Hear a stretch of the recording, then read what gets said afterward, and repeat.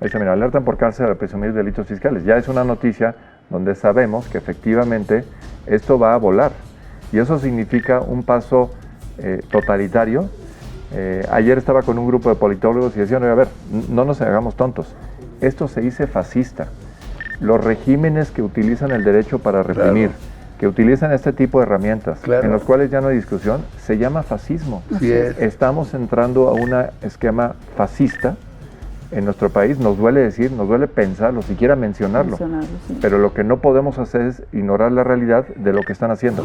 Déjame aprovechar el comentario de Claudia para enfatizar algo que lo dijimos desde la semana pasada, pero que con el tiempo, porque la semana pasada literalmente fue al día siguiente de la tragedia del martes 5. ¿Qué cosa? Y hemos podido reflexionar y aterrizar lo malo, la mala secuela, las consecuencias tan nocivas de lo que sucedió ese martes, hablando de la Corte. Y el tema es el siguiente, Carlos, Claudia. Lo entendemos perfectamente los abogados, que el derecho, que las máximas constitucionales, que los derechos humanos consagrados en la Constitución, en tratados, etcétera, están diseñados, entre otras cosas, para acotar al poder. Claro. Las leyes y la Constitución por encima del poder, para que ese poder no se pueda ejercer en forma abusiva contra los ciudadanos, contra las personas. Esa es la estructura. El martes 5 cambiaron las prioridades. Exacto. Y ahora el poder utiliza el derecho para abusar de los ciudadanos sin contrapeso alguno. Exacto. O sea, es muy importante que entendamos la implicación de esto. Antes estaban las leyes y la Constitución y los poderes por debajo. El 5 de pasado, noviembre, por la abdicación que hizo la Corte, por el voto cobarde de 4 ministros, revirtieron las prioridades. Y ahora el poder utiliza el derecho porque no hay freno y lo puede utilizar para hacer lo que sea. Y lo que digo no es en sentido figurado. A lo que quiera. No es en sentido figurado. Hoy pasé a la producción 3 noticias que salieron publicadas. Una de ellas tiene que ver ya con el enfoque y el arranque de prisión preventiva oficiosa en materia de delitos fiscales y temas aduaneros. Bajo esa premisa, con prisión preventiva oficiosa por un tema fiscal, cualquiera de los que estemos aquí estamos ya expuestos a que en un esquema represivo, en un esquema tiránico, dictatorial, primero vas a la cárcel y luego vemos a ver cómo te defiendes. Y por cierto, con jueces a modo. Claro. Entonces, la posibilidad de represión, ahí se mira, alertan por cárcel a presumir delitos fiscales. Ya es una noticia donde sabemos que efectivamente esto va a volar. Y eso significa un paso totalitario. Ayer estaba con un grupo de politólogos y decían, a ver, no nos hagamos tontos. Esto se dice fascista. Los regímenes que utilizan el derecho para reprimir, que utilizan este tipo de herramientas, en los cuales ya no hay discusión, se llama fascismo. Sí es. Estamos entrando a un esquema fascista en nuestro país. Nos duele decir, nos duele pensarlo, siquiera mencionarlo. Sí. Pero lo que no podemos hacer es ignorar la realidad de lo que están haciendo. Esta posibilidad, insisto, de que cualquiera de nosotros podamos pasar a la cárcel por un delito fiscal que está inventado por la administración, que no va a ser de alguna manera contrarrestado por un poder judicial independiente, nos pone ya en una situación en que el riesgo de perder nuestra libertad es absoluto. Sí. Y no hay contrapeso porque, como sabemos, es prisión preventiva oficiosa. Se rompe la presunción de inocencia y te puedes defender lo que sea, pero tu libertad está restringida. Es una pésima noticia. No, es pésima. Y es la secuela de lo que pasó el martes de la semana pasada. Por eso tenemos que entenderlo. Hicieron este enroque. Peligrosísimo, Carlos. Peligrosísimo. Cambió el país. A ti, cambió a mí, el país. A cualquiera. Y si no tenemos un problema fiscal, te lo inventan. Claro. A un colega mío lo pusieron un contrario en un juicio. Armó en una empresa, lo puso a él como si fuera trabajador de la empresa y no hubiera pagado impuestos. O sea, lo puso, ¿sí? Lo metió como gerente o algo así.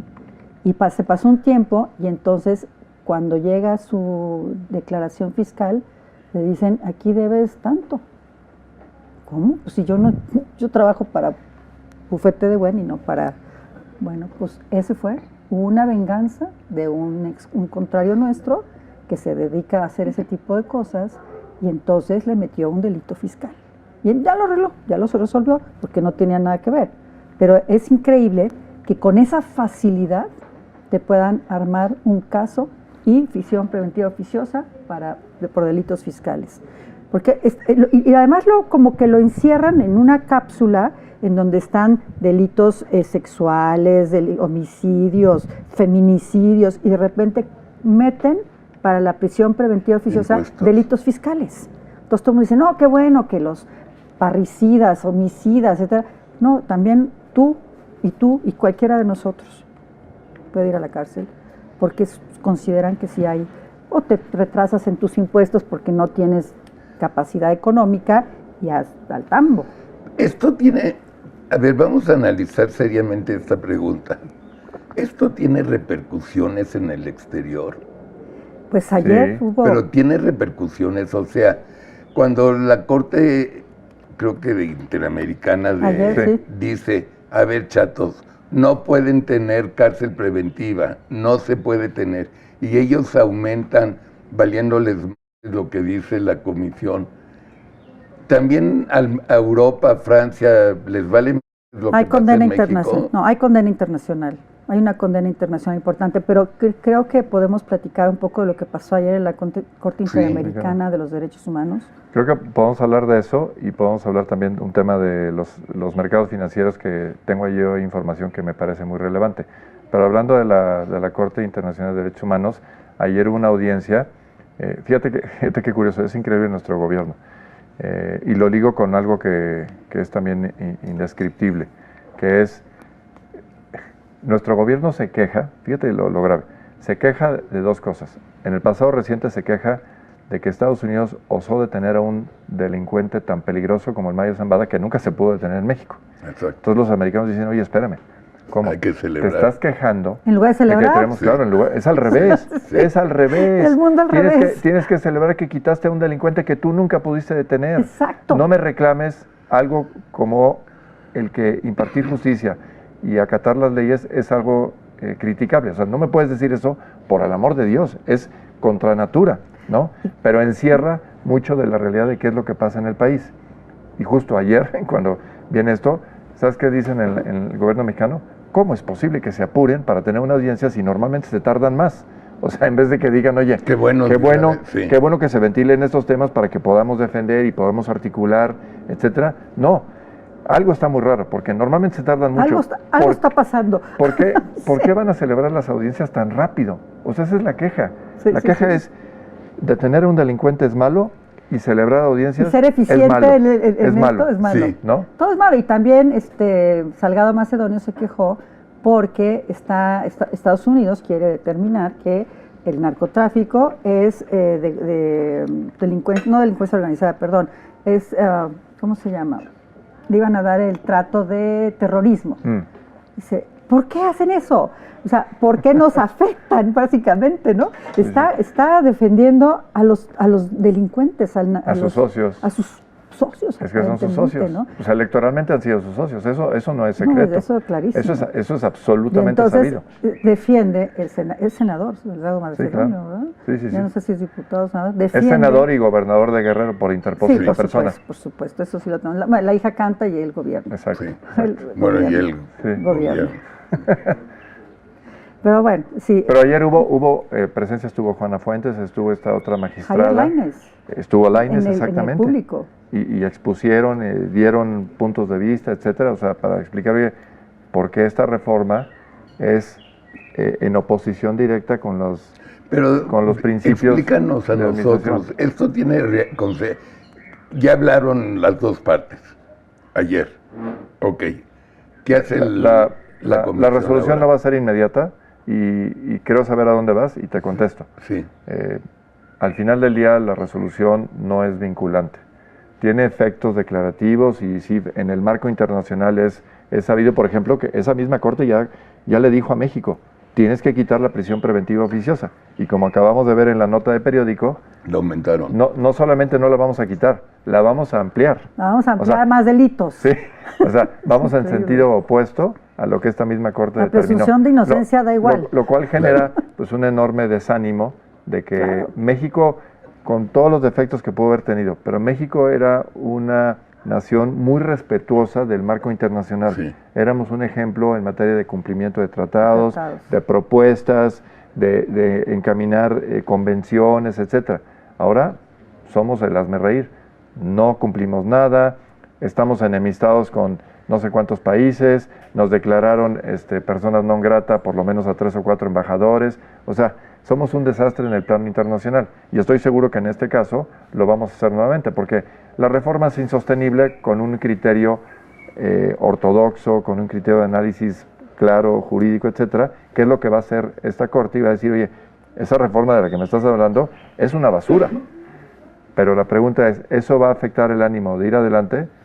Muy probablemente no, me temo que no. Okay. Yo confío más en otras cosas que sí pueden tener un mayor impacto. ¿Cuáles? Pues, por ejemplo, un señor Trump que diga, oye, yo no voy a entrar en detalles, pero eso que están haciendo ahí, eso que es su sociedad con la delincuencia organizada, quitar independencia a los jueces y comprometer las cadenas de suministro en una economía que está muy integrada. Ah, y por cierto, me construyes una muralla con policías o con ladrillos y final de la historia. Hazle como quieras, pero yo no voy a tolerar nada. Y si no lo haces, te impongo aranceles de hoy para mañana.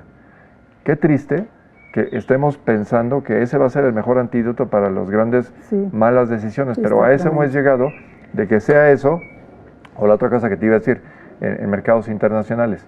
El martes comí con unos amigos y uno de ellos está muy metido en temas de pues todo el funcionamiento de fondos de inversión, etcétera, y me dice que hay 50 fondos de inversión a nivel internacional que son los que mueven los mercados, y de esos 50 hay un grupo de 10 que son los que como que interactúan y fijan los grandes parámetros, y los demás como que se mueven en función de lo que ese grupo determine. Así funciona.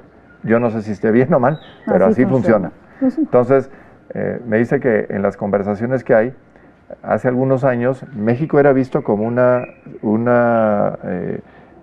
región, ¿no?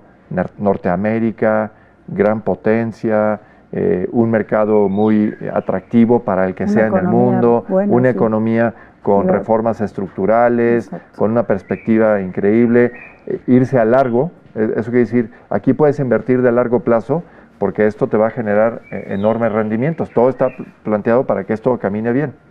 En los últimos meses, y a partir del último año y en los últimos meses, la conversación es aguas, cortos, neutros, y si puedes salirte, salte. Eso, fíjate que eso ya no es algo especulativo. Me decían, por ejemplo, que todo este tema de las cifras de inversión extranjera, etcétera, van a la baja en forma muy, muy importante. Y cuando tú haces que estos estén, digamos, presionando a los niveles de las calificaciones, de las calificadoras crediticias, en una de ellas ya estamos a un brinco de chatarra y las otras están a 2. Pero la tendencia es hacia acá. Donde caigamos en chatarra por Pemex, por lo que tú quieras, por el algoritmo de estos fondos, el dinero tiene que salir de México en forma intempestiva. Entonces, por eso es increíble que, teniendo la mesa puesta para que el país debería estar creciendo a doble dígito, por el nearshoring, por la presencia con Estados Unidos, por la capacidad que tenemos de absorber muchas cadenas que están hoy desperdigadas, deberíamos estar creciendo, Carlos, a doble dígito. En lugar de eso nos estamos debatiendo entre el 0 y el 1%, con la amenaza de caer a bonos chatarra y con otra amenaza. Y hay que señalarlo claramente. La renegociación que inicia en 26, por lo que hace al TEMEC, sí puede derivar en una desestabilización del tratado en dos sentidos. O que no se extienda su vigencia, o que alguien diga, ¿sabes qué? Hasta aquí llegamos, ya no me conviene estar contigo. Denuncias el tratado y en 6 meses se acaba el tratado, por lo menos respecto a ese país. O sea, quien piense que el tratado no se puede acabar porque nada más se va a negociar, no está leyendo lo que dice el tratado y no está leyendo lo que dijo Trump. Entonces, es muy importante que pongamos los pies en la tierra. Y aquí hay un llamado especial para el secretario de